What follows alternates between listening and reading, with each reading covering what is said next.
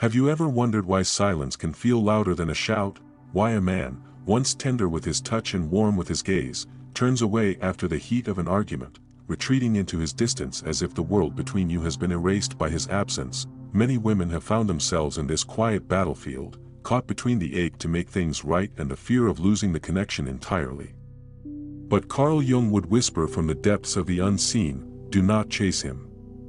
For what you are witnessing is not only his withdrawal, it is the meeting of shadows, the interplay of two unfinished selves. In the rhythm of relationships, every argument is more than words.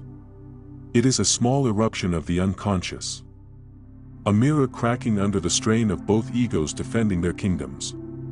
A man's silence, his coldness, his retreat, these are not always punishments. Often, they are protections. They are the soul's attempt to steady itself after being confronted by something frightening, intimacy that reveals too much. When a man withdraws after conflict, it is rarely about the topic itself. The argument about time, tone, chores, respect, it's only the surface tremor. Beneath it lies an ancient archetype at work, the warrior who hides his vulnerability behind armor. This armor is forged not from cruelty but from fear, the kind of fear that says, if I stay here, if I open more, you'll see the soft underbelly I can't risk exposing. You must remember this, his silence does not define your worth. His distance is not your cue to sprint toward him.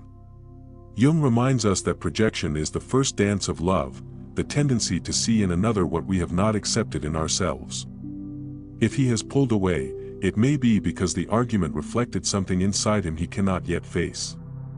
And if your heart aches to chase, it may be because his absence reflects something inside you, your own fear of abandonment, your inner child reaching for reassurance that she is still enough.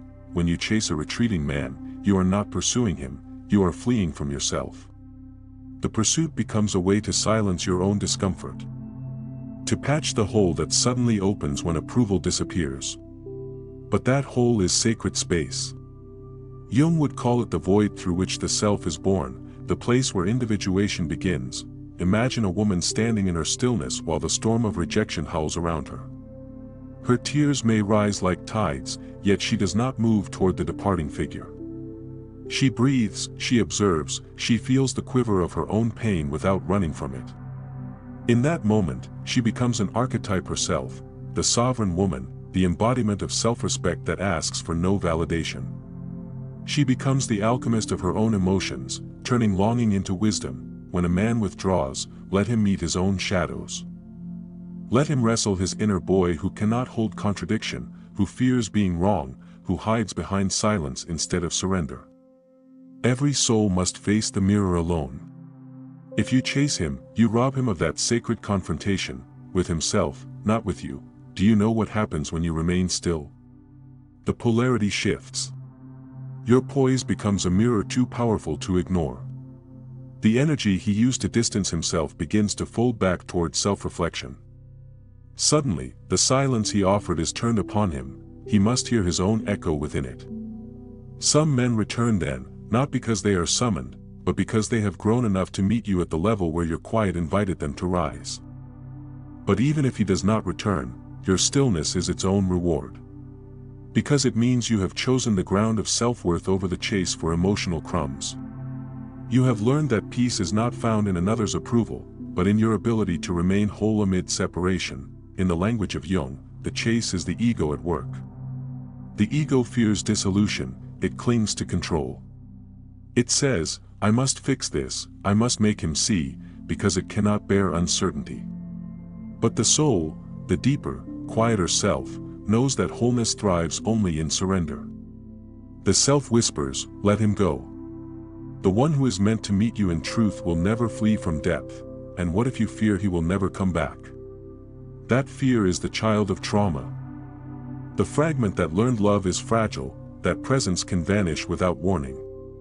This part of you grasps at certainty because it was once denied safety. Honor her, but do not let her drive.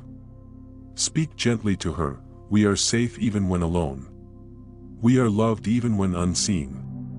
This dialogue between your adult self and your inner child is where healing lives, every woman who chases a man after an argument is unconsciously chasing her own father's silence, her mother's disapproval, the ghost of childhood when love was conditional. Jung called this the realm of the shadow, the repressed emotions and unmet needs buried so deep they disguise themselves as desire.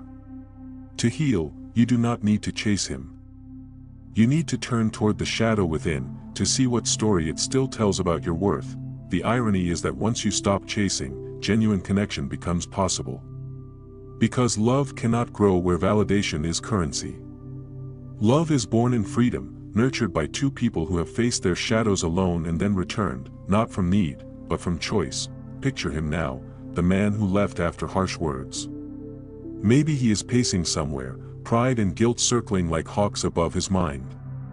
In his solitude, he might begin to see himself, too, the harsh tone, the defensiveness, the fear of being small. If life grants him insight, he may reach back out, softer this time. But by then, you will no longer be waiting on the edge of desperation. You will stand in quiet grace, ready to meet him not from need, but from wholeness. There is an ancient rhythm to relationships, like the pull of the moon on the sea. Distance and return. Silence and speech. Emotion and calm. But unlike the tides, you are not governed by gravity, you are guided by choice. And every time you choose to pause rather than pursue, to breathe rather than beg, you rewrite the map of your inner world. The Stoics taught that peace comes not from controlling outcomes but from mastering response. They would advise, attend to your reason, not his reaction. Jung would nod in agreement, adding that the external conflict is never separate from the internal one. To chase someone who withdraws is to abandon the inner work in favor of outer control. To stay centered is to transform the relationship into a crucible for growth.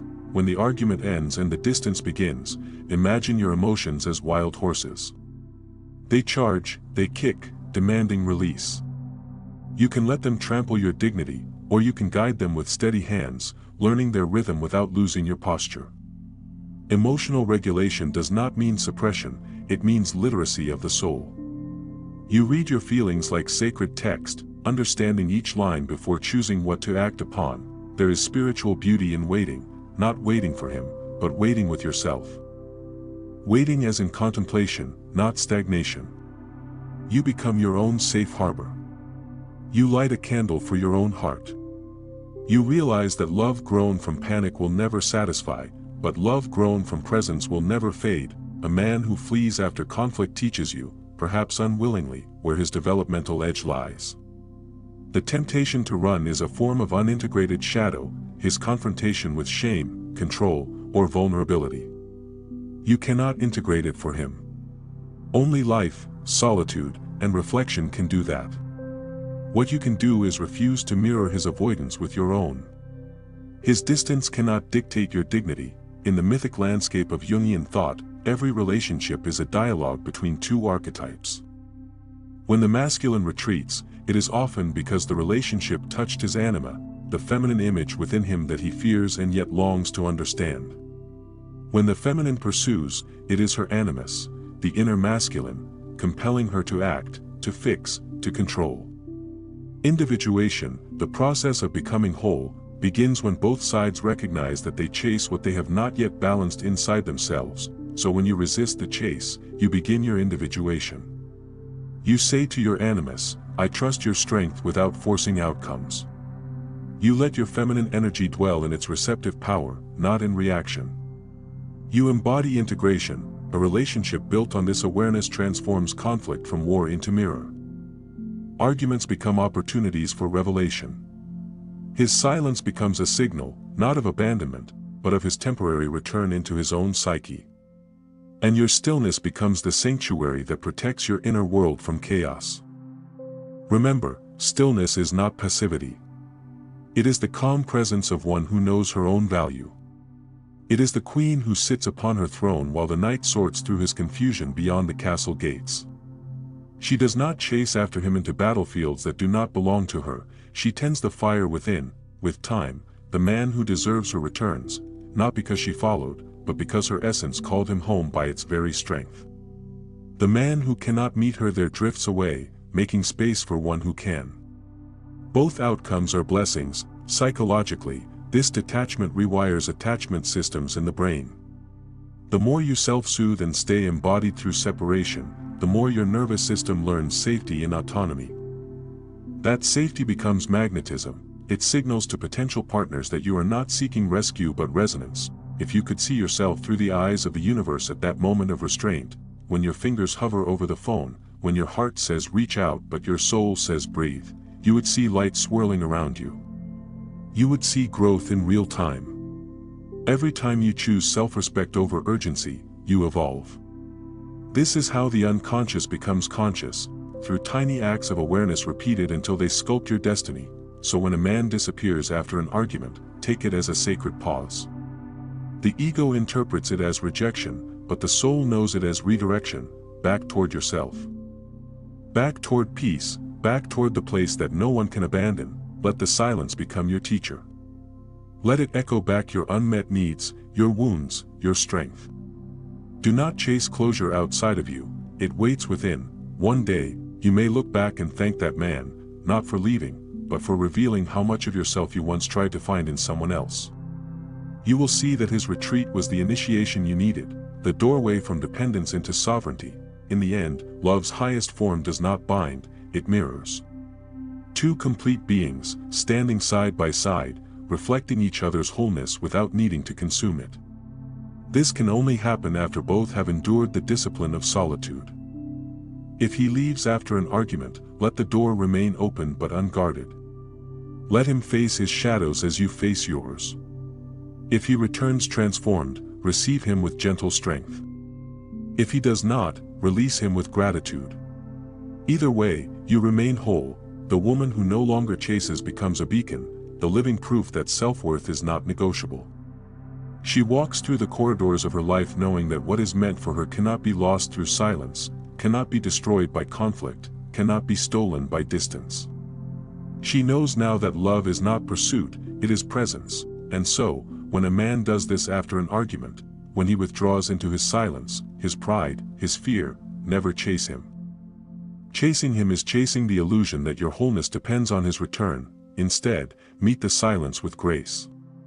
Watch the emotional waves crash and then recede. Tend the light inside you. Step back into your life, your art, your laughter, your becoming. Let the world see a woman who dances even when alone, who trusts that every ending is an opening in disguise, because the moment you stop chasing, you remember your power, and that power is not anger or pride, it is peace, it is the quiet knowing that what is real cannot be taken, and what is not real cannot stay. That is the liberation Jung spoke of, to withdraw your projections, to own your shadows, to walk as your whole self through the maze of love, untamed, unchaste, and free. So breathe, queen of your own calm, let him go toward his lessons, and walk toward your light.